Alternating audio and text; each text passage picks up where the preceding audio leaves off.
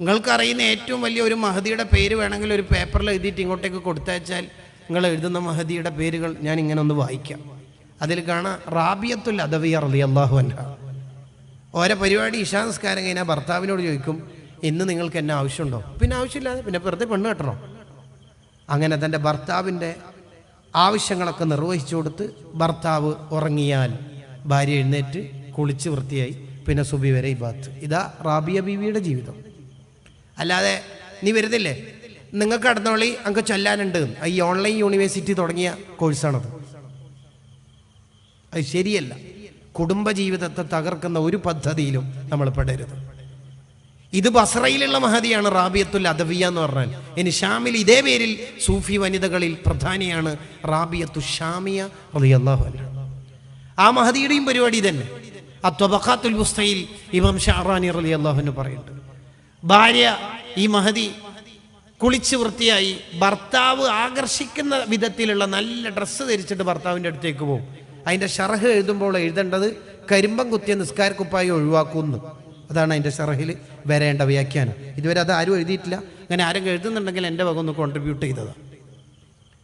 എപ്പോഴും ഭർത്താവിൻ്റെ മുമ്പിൽ സുന്ദരിയായിട്ട് നിൽക്കണം. അത് സുന്നത്താണ്. ഉഖൂദുൽ ലജീൻ ഫി ബയാനി ഹുഖൂഖി സൗജൈൻ എന്ന കിതാബിൽ വിശദമായി അത് പറയുന്നുണ്ട്. അങ്ങനെ ഭർത്താവിനോട് ചോദിക്കും, പിന്നെ നിന്നെ ആവശ്യമുള്ളതുകൊണ്ടല്ലേ. അങ്ങനെ സുബിഹി വരെ ഭർത്താവുമായി സുഖിക്കും. ഭർത്താവ് ഇല്ല എനിക്ക് ഇന്ന് കുറച്ച് ഇബാത്ത് ചെയ്യണം എന്ന് പറഞ്ഞിട്ട് റൂമിൽ നിസ്കരിക്കാൻ തുടങ്ങിയ ചുരുണ്ടുകൂടി ഉറങ്ങലല്ല റാബിയത്തു ഷാമിയ ബീവിയുടെ ചരിത്രം. അപ്പുറത്തെ റൂമിൽ പോവും, ഇബാത്ത് ചെയ്യും. ഇതാണ് ശരിക്കും മുസ്ലിം ജീവിതം. ഇതാണ് ഇസ്ലാമിൻ്റെ ഒരു ജീവിത സ്റ്റൈല് എന്ന് പറയുന്നത്. ഇതിലപ്പുറത്തേക്ക് നമ്മൾ സഞ്ചരിക്കാൻ പാടില്ല. ഭാര്യയില്ല, ഭർത്താവില്ല, കുടുംബമില്ല. അങ്ങനെ ഉണ്ടാവും ചില ആൾക്കാർ. അജ്മീർ, മുത്തുപ്പട്ട, നാഗൂർ, സിയാർത്തോടെ സിയാർത്ത്. അല്ലടെ നീ ഭാര്യനും അത് ഞാൻ ഓളെ അള്ളാഹുവിന് വിട്ടുകൊടുത്ത് തവക്കുലാക്കീനെന്ന്. എന്നാൽ പിന്നെ നീ പെണ്ണ് കെട്ടേണ്ട ആവശ്യമില്ലല്ലോ. ഓളെ നേരത്തെ തന്നെ അന്ന് നോക്കുന്നുണ്ടായിനല്ലോ. ഈസാ നബി അലൈഹി സ്വലാത്തു വസ്സലാമിൻ്റെ അടുത്ത് ഒരാൾ വന്നിട്ട് പറഞ്ഞു, എനിക്ക് ദ്വാരക്കണം എന്ന്. ഈസാ നബി പറഞ്ഞു, ആ ദ്വാരക്കലൊക്കെ ദ്വാരക്കാം, നിനക്കെന്താ ജോലി? മറുപടി, ഞാനിങ്ങനെ ഇബാത്തും കാര്യമായിട്ട് നടക്കുന്നതെന്ന്. നേരത്തെ പറഞ്ഞ പോലെ അങ്ങനെ ഉണ്ടല്ലോ ചില ആൾ സിയാർത്തും കാര്യമായിട്ട് നടക്കും. അപ്പം നീ എങ്ങനെ ഫുഡ് കഴിക്കണത്? അത് എൻ്റെ സഹോദരൻ കുറച്ച് പോക്കറ്റ് പണിയൊക്കെ തരുമെന്ന്. അയാളെന്താ ജോലി? അയാൾ നല്ല ജോലിക്ക് പോകും, മൂപ്പര് കിട്ടുന്ന ശമ്പളത്തിൽ നിന്ന് കുറച്ച് എനിക്കും തരും.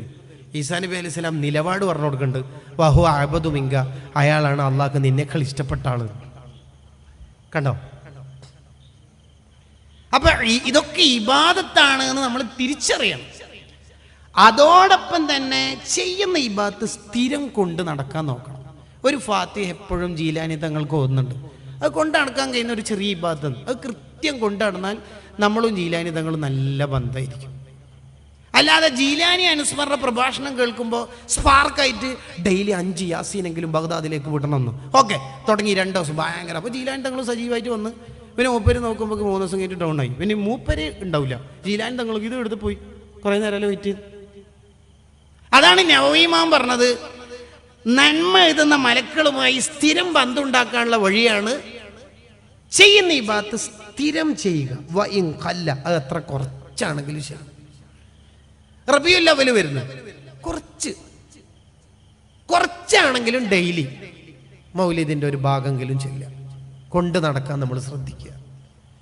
അബ്ദുള്ളമാരുടെ രണ്ടാമത്തെ അടയാളം, അവർക്ക് ഉള്ളിൻ്റെ ഉള്ളിൽ എപ്പോഴും പേടിയായിരിക്കും. അത് ഇമാം ഷഅറാനി റളിയല്ലാഹു അൻഹു പറയുന്നുണ്ട്, ഉള്ളിൻ്റെ ഉള്ളിൽ ഒരു പേടി ഉണ്ടാവും. എന്തു പേടി? ഏത് നിഅമത്ത് കിട്ടുമ്പോഴാണ് അവർക്ക് പേടി കൂടുക. എന്ത് നിഅമത്ത് കിട്ടുമ്പോൾ അവർ പേടിക്കും. അഹ്മദ് ബിൻ ഹംബൽ റളിയല്ലാഹു അൻഹുവിനോട് ഒരാൾ ചോദിച്ചു, നിങ്ങൾ സദസ്സിൽ എന്താ ഇത്ര ആൾ കൂടുന്നത്? അങ്ങനെ പറഞ്ഞാൽ നിങ്ങൾ വീഡിയോ അപ്ലോഡ് ചെയ്യുമ്പോൾ എത്ര വ്യൂവേഴ്സ്, അതേ സമയത്ത് നിങ്ങളുടെ കൂട്ടുകാർ ചെയ്യുമ്പോൾ അത്ര കിട്ടുന്നില്ലല്ലോ എന്നാണ് ചോദ്യത്തിൻ്റെ പുതിയ കാലഭാഷ. അതിന് മഹാന്റെ മറുപടി എന്താ അറിയാം? അത് ഇസ്തിദ്റാജാണോ എന്ന് എനിക്ക് പേടിയുണ്ട്, അള്ളാഹ് നിഅമത്ത് തന്നിട്ട് പരീക്ഷിക്കുന്നതാണോ എന്ന് പേടിയുണ്ട്. ഇതാണ് അബ്ദുള്ളമാർക്ക് ഉണ്ടാവേണ്ട രണ്ടാമത്തെ ഗുണം. മക്കളൊക്കെ അൽഹംദുലില്ലാ സെറ്റാണ്. 2 ആൾ പണ്ഡിതന്മാരാണ്, 3 ആൾ ഡോക്ടേഴ്സാണ്. എല്ലാവരും കെട്ടിച്ചു, നല്ല വീടുണ്ട്, വലിയ ഉസ്താമാരോട് ബന്ധമുണ്ട്, നല്ല വാഹനമുണ്ട്, സാമ്പത്തിക ഭദ്രതയുണ്ട്, പ്രയാസങ്ങളൊന്നുമില്ല, എനിക്ക് ഷുഗറും പ്രഷറൊന്നുമില്ല. അങ്ങനെയൊക്കെ വരുമ്പോൾ നമ്മൾ ഉള്ളിൻ്റെ ഉള്ളിൽ പേടി വേണം. ഈ നിഅമത്തുകൾ ഇവിടെ മുഴുവനും കിട്ടിയത് എന്നെ പരീക്ഷിക്കാനാണോ എന്ന പേടി വേണം. 40 കൊല്ലം പള്ളിയിൽ ബാങ്ക് വിളിച്ച മനുഷ്യൻ ഈമാനില്ലാണ്ട് മരിച്ചു പോയിട്ടുണ്ട്. സ്ഥിരം ഹജ്ജ് ക്ലാസ് എടുക്കുന്ന ചെറുപ്പക്കാരനായ പണ്ഡിതൻ ഈമാനില്ലാതെ മരിച്ചു പോയിട്ടുണ്ട്. എന്തിനാ അതൊക്കെ പറയണത്? ബൽഅം ഇബ്നു ബഊറ എന്ന് പറയുന്ന പണ്ഡിതന്റെ ലോകം എത്ര വിശാലമായിരുന്നു. മൂപ്പര് ഒരു ക്ലാസ് എടുത്തു കഴിഞ്ഞാൽ 12,000 മഷിക്കുപ്പികളിലെ മഷി കൊണ്ട് എഴുതാൻ മാത്രം വിവരത്തിന്റെ എൻസൈക്ലോപീഡിയ ആയിരുന്നു മൂപ്പര്. അർശ് നോക്കിയിട്ട് ഇൽമു പറയും മൂപ്പര്. അയാൾ ഈമാനില്ലാന്ന് മരിച്ചു. അയാളാ എപ്പോഴും ഏത് നിഅമത്ത് ബിരുദവും ബിരുദാനന്തര ബിരുദവും സ്ഥാനവും പൊസിഷനും എന്ത് ആദരവും കിട്ടുമ്പോൾ ഉള്ളിൻ്റെ ഉള്ളിൽ പേടിക്കണം. നമ്മൾ കണ്ടവരൊക്കെ ആദരിക്കുന്നത് ഇപ്പം അടുത്ത് വന്നൊരു കൾച്ചറാ. നല്ല പേടിക്കണം. നമ്മൾ ആദരിച്ചുകൊണ്ട് ഒരാൾക്ക് കിബർ വന്നാൽ നമ്മൾ കുറ്റക്കാരാവും. ഇക്റാമ് ചെയ്യേണ്ടവരെ ഇക്റാമ് ചെയ്യണം, പക്ഷെ കണ്ടോരും കേട്ടോരും ഇക്റാമ് ചെയ്തിട്ട് ആഖിറം കൊടുക്കരുത്. നമുക്കെപ്പോഴും ഉള്ളിൻ്റെ ഉള്ളിൽ പേടി വേണം. ഇപ്പോൾ ഒരാൾ നമ്മളോട് പറയാ, ഹുസൈൻ്റെ പ്രസംഗം കേട്ടിട്ട് ഞാൻ നന്നായി എന്ന്. ചിലപ്പോൾ അയാൾ നന്നാവും, അതോടുകൂടി നമ്മൾ കെട്ടുപോകും. ഏതുപോലെ ഒരു മഹാൻ ഇങ്ങനെ നടന്നു പോകുമ്പോൾ ബേക്കിൽ ഒരു പാവപ്പെട്ട മനുഷ്യൻ, അങ്ങനെ ഉണ്ടാവുമല്ലോ, വലിയ വലിയ ഉസ്താദുമാരൊക്കെ ഇങ്ങനെ കാറെടുത്ത് പോകുമ്പോൾ ചില നാടന്മാരായ ചെക്കന്മാർ, ഓട്ടോ ഡ്രൈവർമാർ, മത്സ്യത്തൊഴിലാളികൾ, പാവങ്ങളായ തെരുവ് കച്ചവടക്കാർ, ഇങ്ങനെ ഉണ്ടാക്കുന്ന പച്ചയായ മനുഷ്യന്മാർ, വളരെ സാധുക്കൾ. അങ്ങനത്തെ ഒരു മനുഷ്യനിങ്ങനെ പോയപ്പോൾ കൂടെയുള്ള ഖാദിമ് എന്നിട്ട് അട്ടി ഓടിച്ചു. ആ മഹാന് അള്ളാഹ് ഇട്ട് കൊടുക്കുന്ന തണൽ ഉടനെ തന്നെ അള്ളാഹു ഷിഫ്റ്റ് ചെയ്തിട്ട് ഇയാൾക്ക് കൊടുത്തിട്ട് ഇയാളെ മഹാനാക്കി. ആ സ്പോട്ടിൽ ഇവരുടെ എല്ലാ തണലും അള്ളാഹു ഡിലീറ്റ് ചെയ്തു. കണ്ടോ, അള്ളാഹുവാണ് ഒരാളെ ഉയർത്തുന്നതും താഴ്ത്തുന്നതും.